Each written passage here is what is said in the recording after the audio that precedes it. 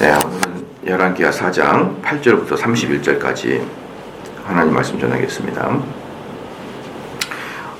이제 엘리사가 수넴이라는 곳에 갔습니다. 수넴은 어디냐 그러면은 저번에 저희가 이스라엘 갈 때도 수넴을 한번 지나갔었는데요. 갈멜산이 지중해에 있거든요. 갈멜산이 지중해 해변에 갈멜산이 있습니다.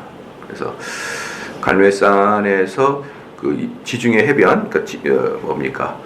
그 이스라엘로 봐서는 서쪽이죠. 아주 극서쪽. 우리 한반도로 본다 그러면 인천 정도 되는 게 거기가 갈멜산입니다. 거기서 뭡니까? 이스라엘 내륙 약 사선으로 이렇게 해가지고 한 40km 정도 내륙이 수넴입니다. 수넴 지역과 사렙다 지역이 비슷한 지역이더라고요. 그 앞뒤 동네. 그런데 지나가면서 가이드가 말해주는데 저기가 수넴이라는 지역입니다. 그런데 그냥 조금만 산 하나 있고 우리 시골 같은 그런 동네예요. 시골 같은 그런 동네에 수넴이라는 데가 있어요. 거기하고 이제 또 신약의 사렙다 과부의 지역이 바로 옆 동네라는 걸 봤어요. 바로 옆 동네라는 걸 봤는데 이게 그러면서 확실히 느낀 게 뭐냐면은 엘리사의 어떤 그 모형을 보여주고 있구나. 엘리사가 예수 그리스도의 모형을 보여주고 있구나. 이걸 좀 확실하게 알 수 있었는데요.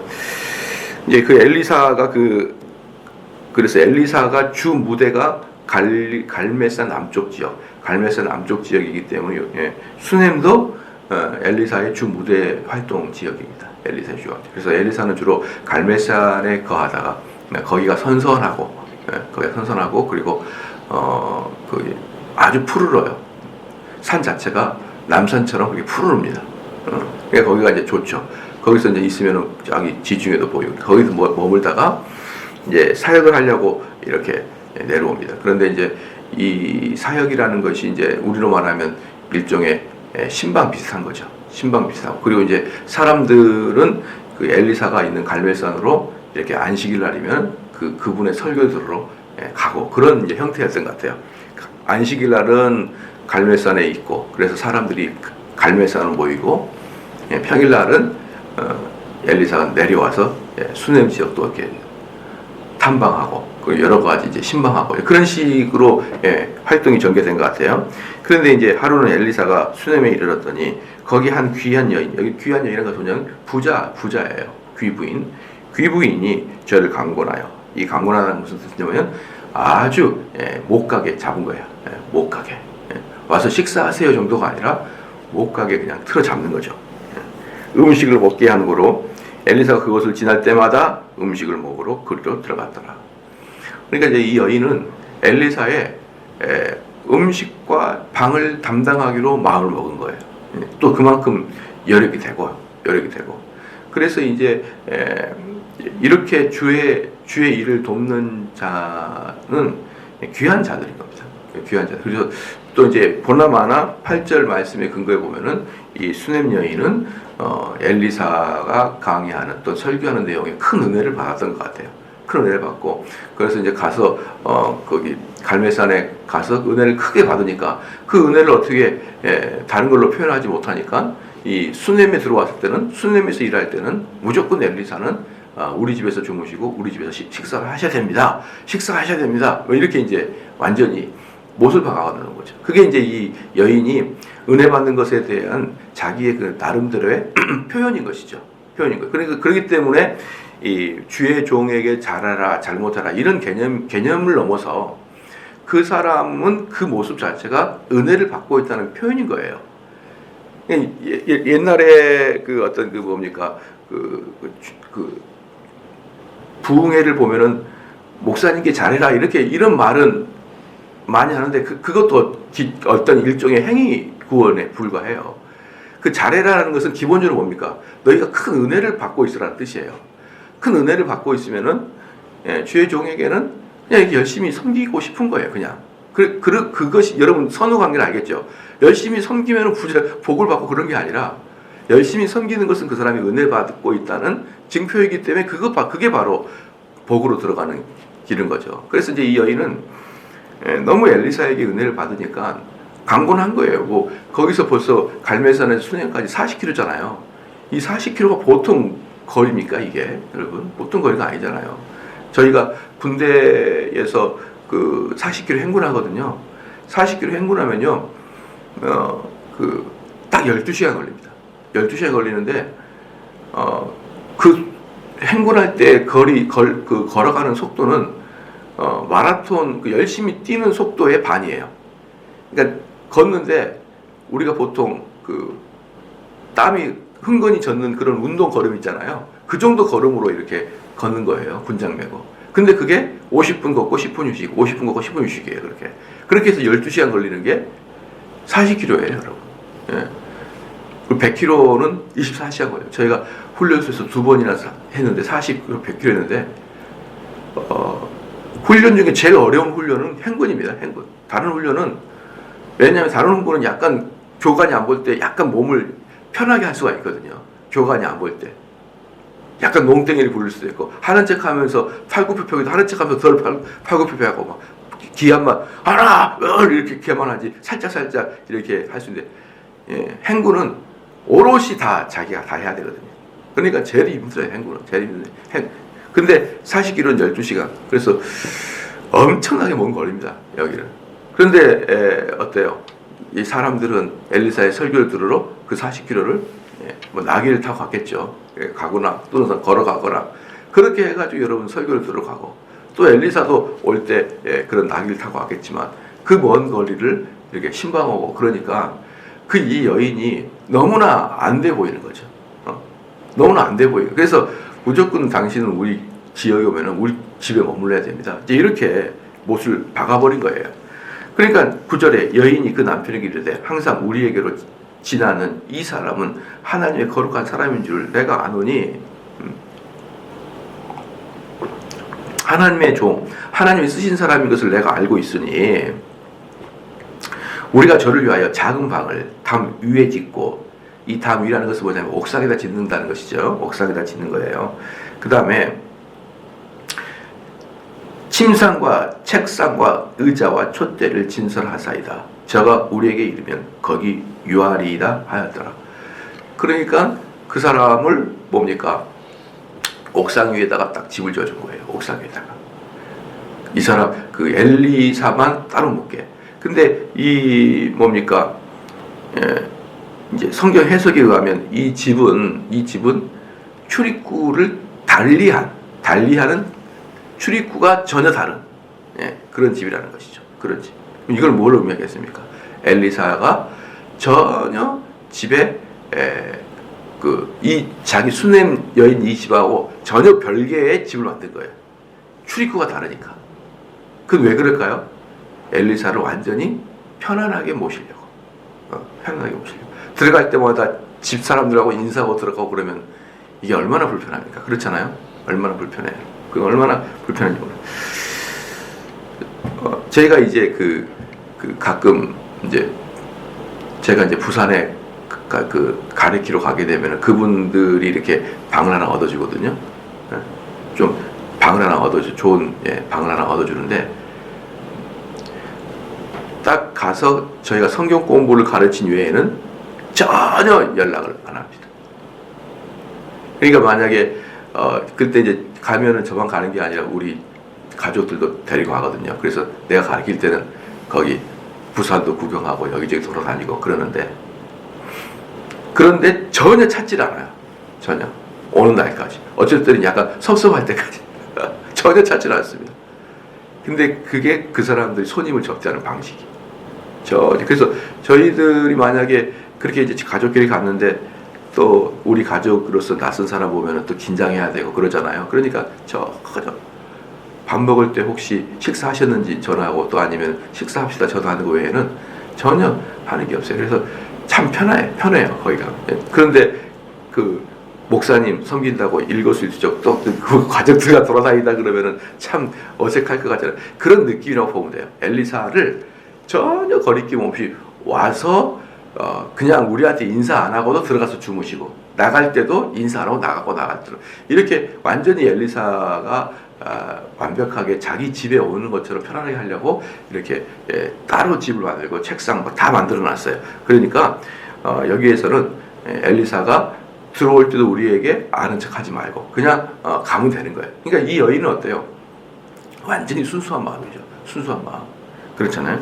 그러면 11절에 하루는 엘리사가 거기 이르러 그 방에 들어가서 누웠더니, 그러니까 엘리사는 그냥 누워요. 가서 사람들하고 뭐 통과하고 그러지 말고 그냥 편안하게 우리 집이거니 하고 누울 정도로 이 여인이 정말 이 엘리사를 존경했고 그 다음에 불편하지 않게 그렇게 아주 했습니다. 그래서 여기 보면요, 12절에 자기 사환 게하시에게 이르되 이 수냄 여인을 불러오라. 곧 부름에 여인이 가보신다. 불러왔거든요. 불러왔습니다. 그래서 13절에 엘리사가 자기 사환에게 이르되 너는 저에게 이르라. 네가 이같이 우리를 위하여 생각이 주밀하도다. 이 주밀하다 보면 아주 치밀하구나. 너는 우리를 위한다는 게 아주 이렇게 치밀하구나. 이 엘리사가 생각할 정도로 엘리사를 얼마나 편안하게 모셨는지, 이게 엘리사가 스스로 야, 넌 참 주밀하구나. 행동이 조심스럽구나. 내가 너를 위하여 어떻게 하랴. 그러니까 이 선지자가 어때요? 야, 이게 계속 이렇게 하니까 나 이 사람한테 좀 뭔가를 해주고 싶어. 이런데 엘리사는 엘리야하고 달라요. 엘리사는 그 당시에 왕과 군정에게 아주 존경을 받는 게 엘리사였어요. 존경. 그러니까 기도로 막 알려주니까요. 기도로 전쟁 작전을 알려주니까.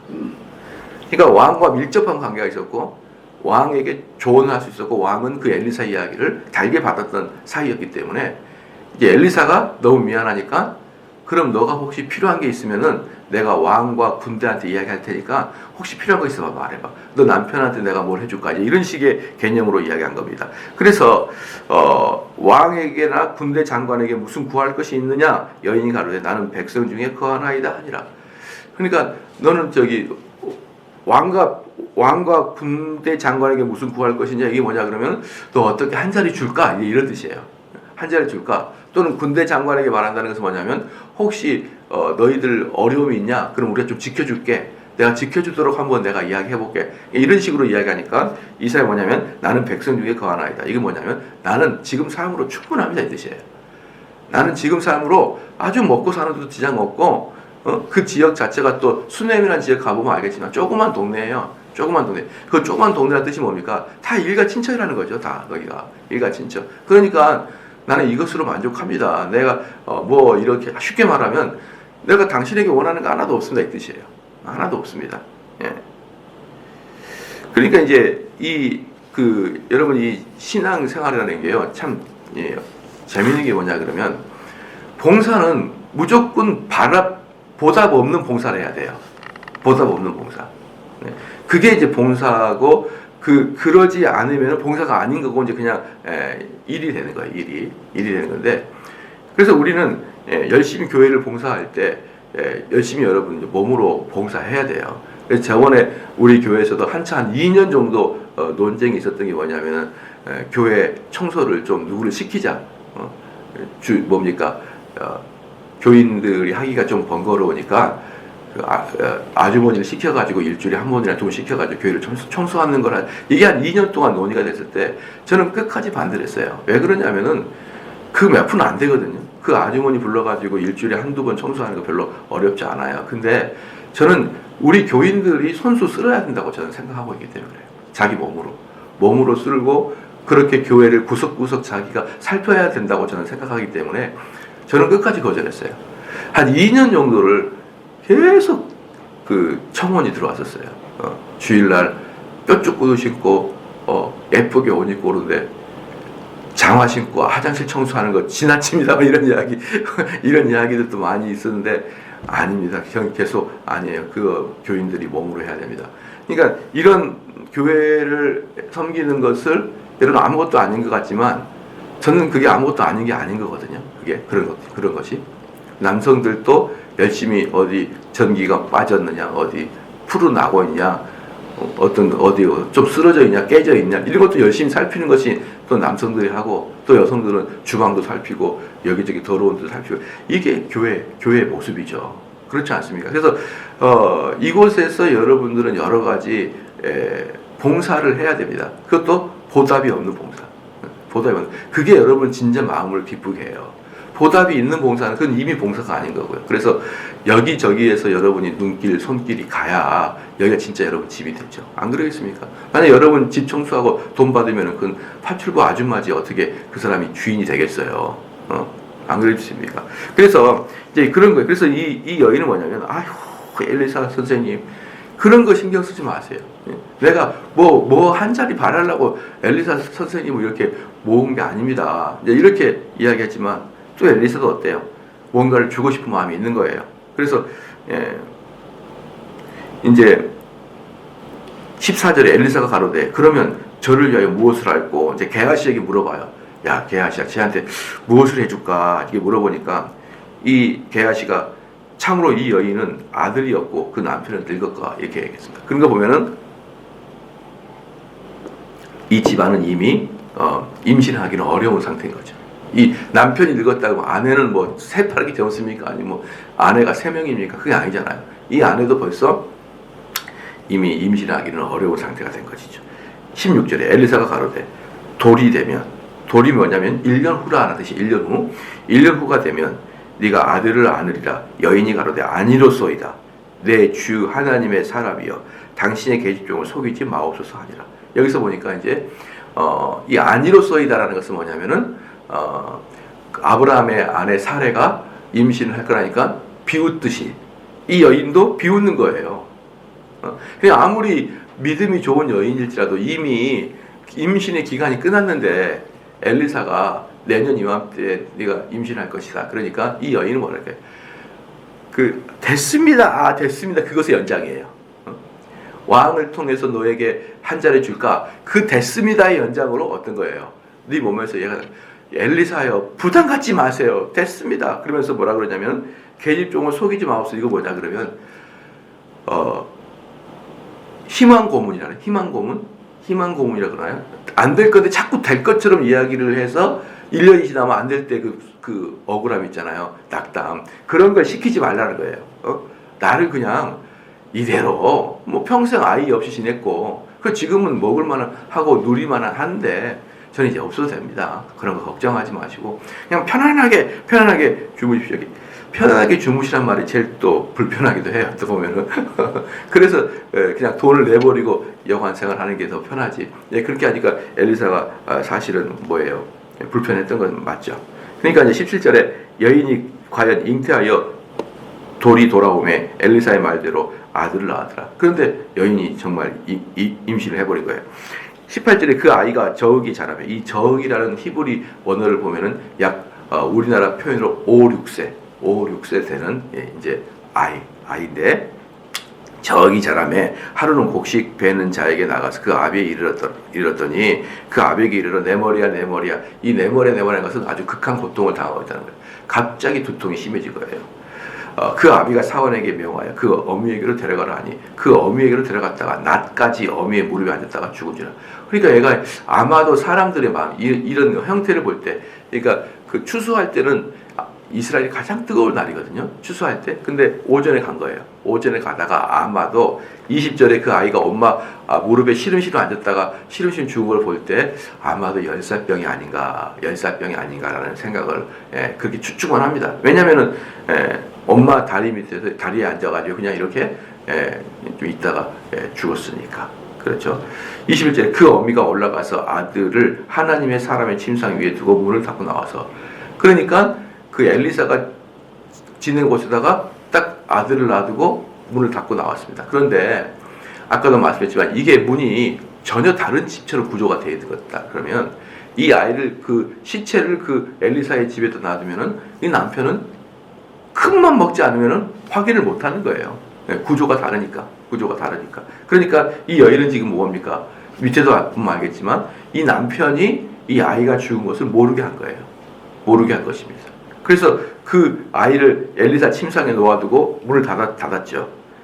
22절에 그 남편을 불러 이르되 청컨대 한 상황과 한 나귀를 내게로 보내셔서 내가 하나님의 사람에게 달려갔다가 돌아오리라. 그러면서 여러분 40km 가는 게 보통 일입니까? 보통 일이 아니잖아요. 그래서 아내가 남편한테 나귀하고 한 종을 불러달라고 할 정도인데, 그러니까 남편이 그러거든. 그 남편이 가로되 초하루도 아니요 안식일도 아니거든. 여기서 보면은 여러분들이 분명히 알 수 있어요. 이스라엘 초하루하고 안식일은 무조건 예배를 드리는 날이에요. 그러니까 이 여인이 규칙적으로 갈멜산에 찾아가가지고 하나님의 종 엘리사를 만났다는 그런 근거가 있는 거예요. 그 남편이 가로되 초하루도 아니요 안식일도 아니거늘 그대가 오늘날 어찌하여 저에게 나아가고자 하느냐. 여인이 가로되 평안이니라. 야 너는 안식일도 아니야. 그러니까 이상하죠. 그러니까 이상하기 때문에 만약에 집 구조가 다락방처럼 실내에서 2층으로 계단이 돼가지고 2층 다락방 올라갈 수 있는 구조다. 그럼 금방 올라가 보죠. 근데 이 방 구조가 전혀 남의 집처럼 구조가 다르기 때문에 거기 올라가고 생각을 안 했던 거죠. 그러니까 그런데 이제 그럼에도 불구하고 이 남편이 야 예배를 드리러 가는 날도 아닌데 너 왜 가니? 거기 그 먼 길을. 그러니까 이 여인이 뭐냐면 평안이다. 이게 뭐냐면 아무것도 아닙니다. 이 뜻이에요. 아무것도 아닙니다. 그냥 엘리사가 보고 싶어서 가는 겁니다. 이제 상담하고 싶어서 갑니다. 이제 이런 식으로 평안합니다. 그냥 아무것도 아니에요. 좀 이상하지 않을까요? 이 40km로 아무 일도 아닌 것 같까? 예. 그런데 이제 그랬습니다. 24절 이에 나귀의 안장을 지우고 자기 사환에게 이르러 이르되 뭐라 앞으로 나아가라. 내가 말하지 아니하거든 나의 달려가기를 천지하지 말라고 전속으로 달려라. 전속으로 달려라. 그렇죠? 25절에 드디어 갈멜산으로 가서 하나님의 사람으로 나아가 하나님의 사람이 멀리서 저를 보고 자기 사환에게 이르되 저가 수넴 여인이었다. 멀리서 보니까 전속력으로 달려오거든요. 그럼 어떻습니까? 마음이 덜컹거리죠. 마음이 덜컹거려. 저 여러분 교인들에게 전화 마음이 덜컹거립니다. 덜컹거려요, 덜컹. 덜컹거립니다. 예. 좋은 일이든지 싫은 일이든지 슬픈 일이든지 무슨 일이 있으니까 연락이 되는 거지. 지나가다가 연락합니다. 목사님 목소리 듣고 싶 그런 경우는 사실은 별로 없잖아요. 그러니까 전화가 오면은 좋은 일이든지 슬픈 일이든지 문제가 있든 그러기 때문에 사역자들은 누군가가 연락이 오거나 누군가가 메시지가 오게 되면 무슨 일이 있을까부터 다 생각해요. 무슨 일이 있을까부터. 근데 이 여인은 평생을 잘 모시다가 이 아이가 있기 전에 1년 전부터 그 집에 살았잖아요. 1년 전부터 살았고 이 아이가 5살, 6살 먹었으니까 7년 이상을 이 여인을 봤어요. 이 여인을. 그리고 그 집에 살기 전에 이 여인은 또 갈멜산에 올라서 설교를 계속 들었을 것이고 그러니까 최소한 7년 이상은 이 여인을 알고 있는데 이 여인이 그냥 나귀를 타고 쏜살같이 갈멜산으로 오는 걸 보니까 이건 문제가 있다. 이거 문제가 있다. 딱 생각하면서 26절에 너는 달려가서 저를 맞아 이르기를 너는 평안하느냐? 네 남편이 평안하냐? 아이가 평안하냐? 뭐가 문제냐? 물어봐라. 가서 저 사람이 쏜살같이 오대. 왜냐하면 엘리사도 걱정이 되니까 빨리 알아봐라. 저 여자한테 문제가 있느냐? 아니면 남편이냐? 아이냐? 이렇게 딱 했습니다. 이 여인이 대답하되 이제 게하시가 가서 물어봤어요. 여인이 대답하되 평안하다. 왜 평안하다 그랬냐면은 게하시하고 시간을 끌 여유가 없는 거예요. 게하시가 딱 가는데 게하시가 남편이 문제입니까? 아이들이 문제입니까? 당신 문제입니까? 우리 아이가 죽었어요. 그럼 게하시가 아이고야 큰일이다 이러면서 또 앞에서 또 말을 막고 눈물을 흘리면서 손을 잡고 또 위로를 한다고 하면서 몇 분을 질차할 거 아닙니까? 골든 타임이 있는데 그러니까 게하시는 저희 좀 가 있어봐 하면서 직접 이제 엘리사에게 달려간 거예요. 20절 산에 이르러 하나님의 사람에게 나아가서 그 발을 아는지라 게하시가 가까이 와서 저를 물리치고자 하며 그러니까 이 여인이 발을 아는지라는 것은 뭐냐면 밑에 종아리를 이렇게 붙들고 이제 무릎을 꿇어버리는 거예요. 그러니까 이게 좀 이상하죠.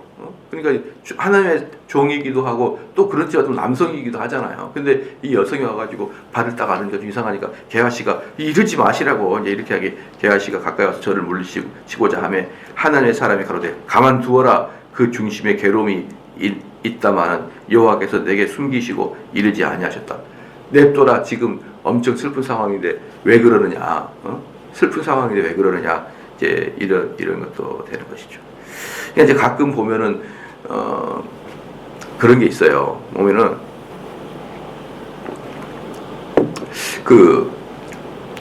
슬픔에 빠져 있는 그 여성들이 있잖아요. 그러면서 상담하고 울고 그러면은 저도 모르게 등을 이렇게 쓰다듬어 주고 싶은 마음을 했어요.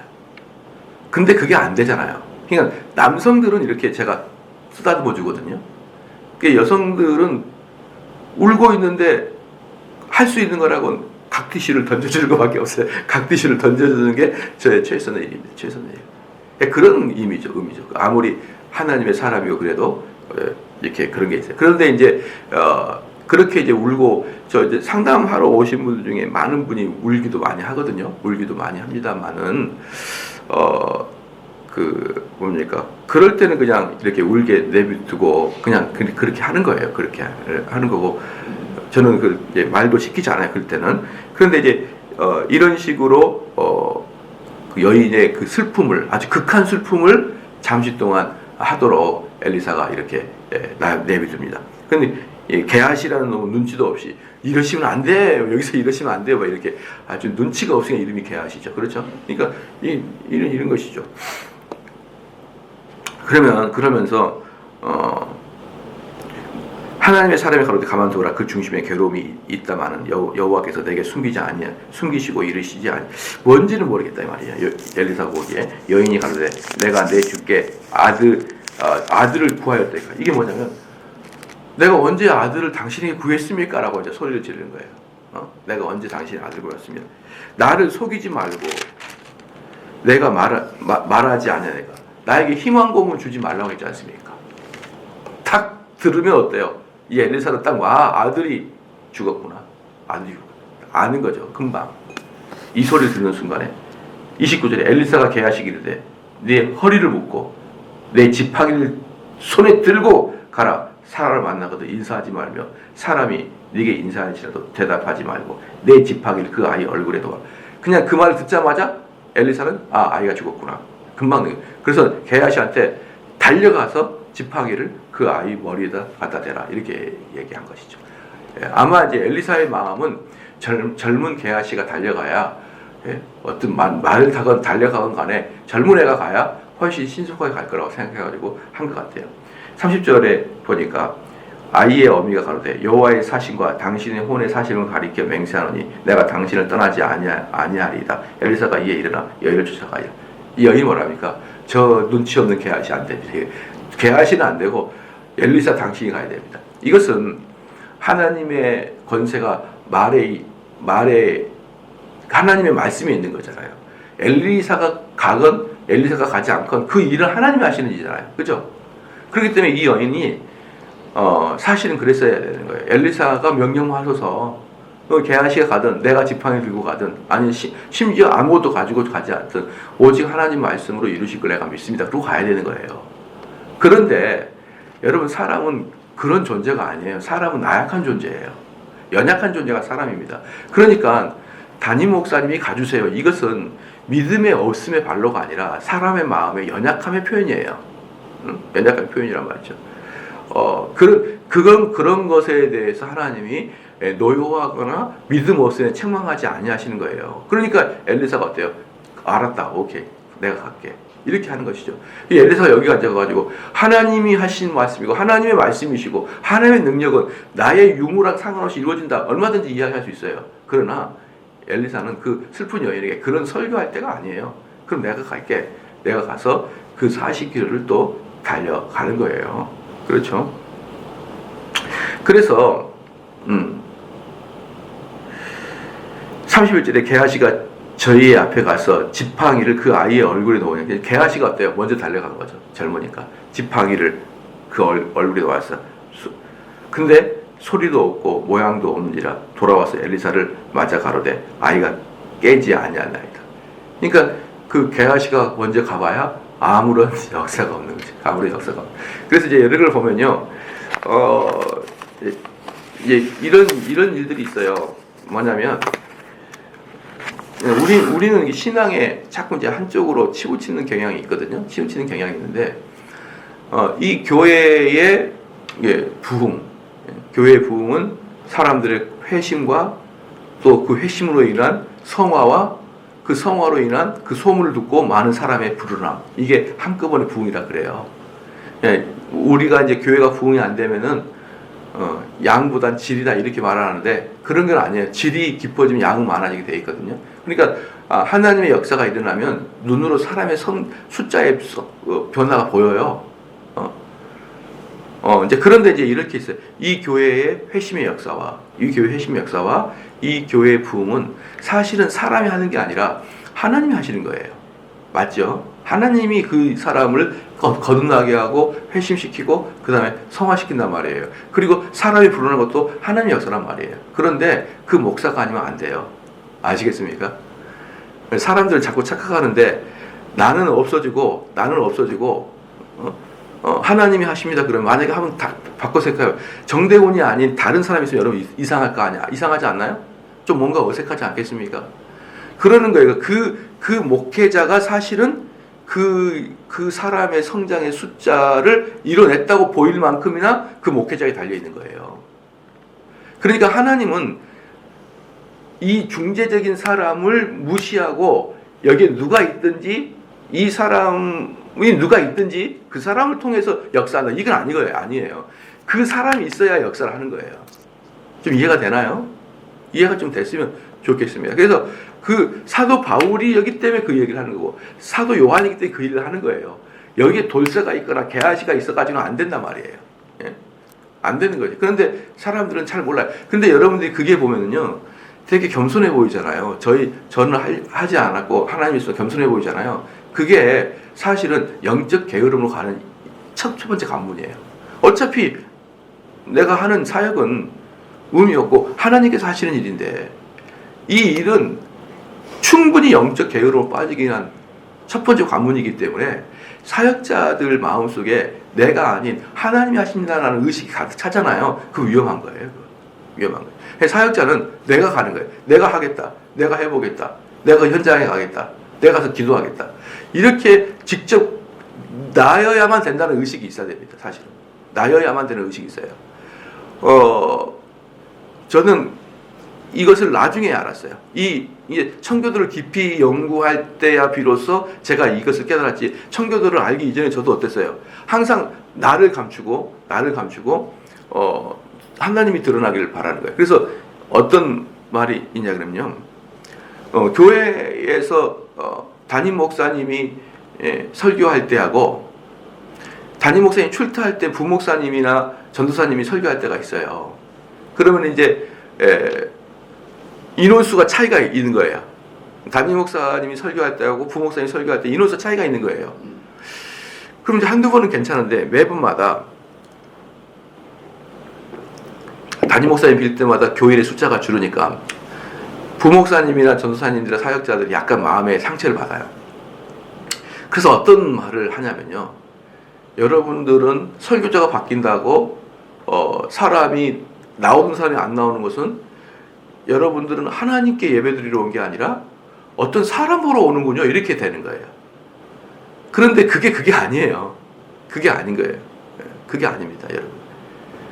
그렇게 하나님은 어떤 사람을 배제하고 그냥 다이렉트로 일하시는 게 아니에요. 항상 그 사람을 두고 사역을 하는 거예요. 그 사람을 두고. 그래서 청교도 시대 때 1600년도에 무슨 일이 있었냐 그러면 존 버년이 설교를 한다고 해가지고 9년을 감옥에 갇혔어요. 9년을 감옥에 갇혀 있다가 9년 만에 감옥에서 석방이 돼서 나옵니다. 그래서 그 9년 전에 존 버년이 설교를 하면 너무 사람들이 막 뒤집어지니까. 근데 존 버년이 어떤 사람이냐면은 신학교를 안 나왔어요. 신학교를 안 나와서 혼자 공부를 한 겁니다. 그러니까 목사 자격이 없는 사람이 설교했다고 그 자격이 없는 걸로 불법 목사라 해서 감옥에 간 거예요. 이 말도 안 되는 소리인데 불법 자격의 목회자가 설교자가 설교했다고 감옥에 간 겁니다. 그래서 9년을 살고 나왔는데 그 다음에 그 감옥에서 9년 전에도 설교가 대단했지만 9년 동안 거기서 좋은 책들을 다 썼어요. 감옥에 철로역 정도 시작해서 다 적었습니다.